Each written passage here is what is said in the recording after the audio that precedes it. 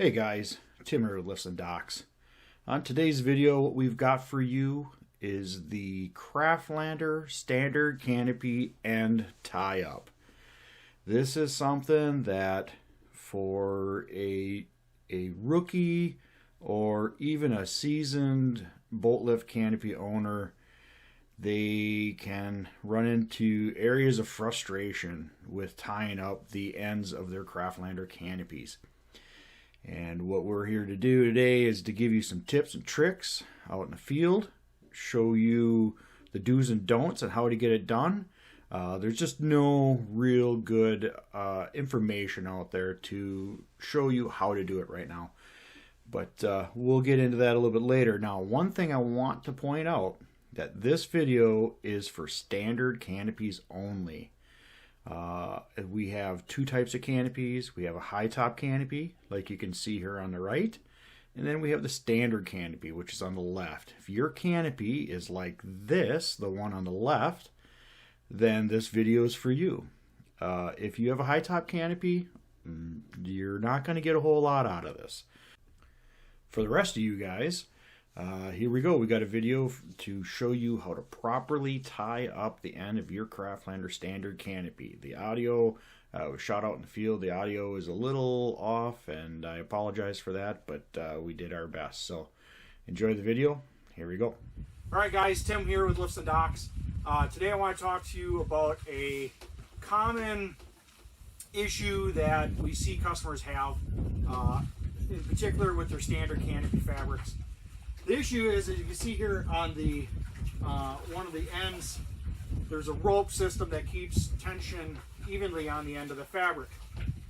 The rope system is a bit complicated, and the instructions that are available don't really give you a good sense of how you're supposed to tie up the end, and a lot of people get confused and they tie it up improperly, like this customer has here.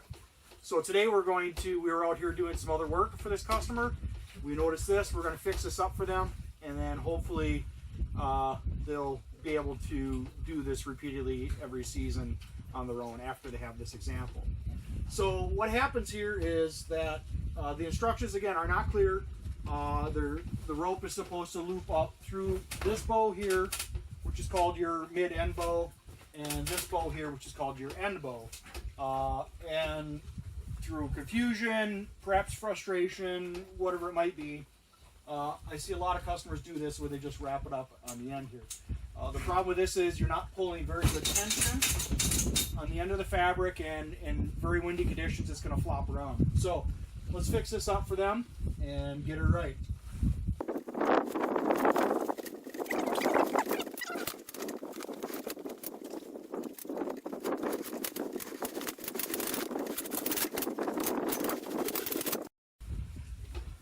Okay, so this is where I want to say that if you've wrapped or tied your canopy end like this, don't feel bad. It happens to a lot of people. Again, it's very difficult to try to make a drawing or a set of directions that would in some way verbally tell you how to do it, or even pictures don't do it justice. So video is the best way to do it. Follow along with me, we'll get this done right. So first of all, we've got our rope tied up to the very end ring here. That's number one. Get it tied up tight. It's going to stay there pretty much permanently. It'll always be tied to that ring. Now, make sure your rings are to the outside of the end bow, not like this. That's the inside. We want them to the outside. We're going to take our first one, we're going to go up and over this bow, down through that ring. We're going to pull it tight. We're going to repeat the process. Up over the top of this bow, down through our ring, which is on the back side of the end bow.